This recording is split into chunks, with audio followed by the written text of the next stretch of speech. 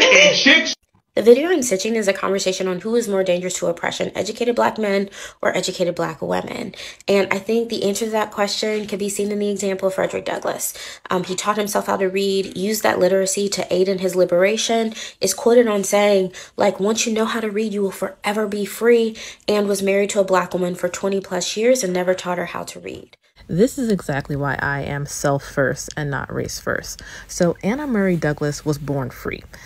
She worked herself to death for Fredrick Douglass. If it weren't for her, there would be no Fredrick Douglass. She actually freed him.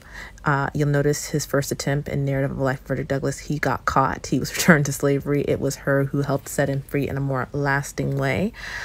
She did factory work to support his newspaper, the North Star.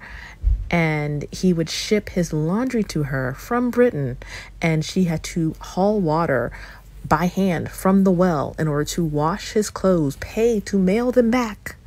And that's just a sample of the work that she did for him. So anyway, she got down sick with rheumatoid arthritis, could not move, and he thought this was the time to move his mistress into her house, his white mistress, by the way.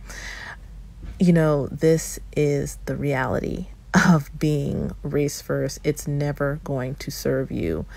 And if you go now to visit the Fredrick Douglass house in Maryland, she's been erased.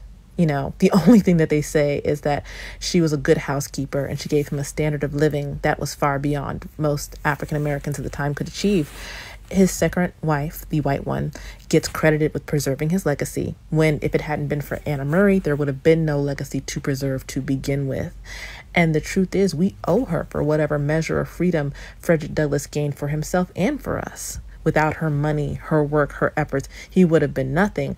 And she is not even really a footnote in his legacy. Most people don't know who she is or her name. Don't do it. Put yourself first. You know, don't worry about, you know, who puts the race on more, who gives more. Oh, what? Put yourself on, because these men will step over to get to Becky.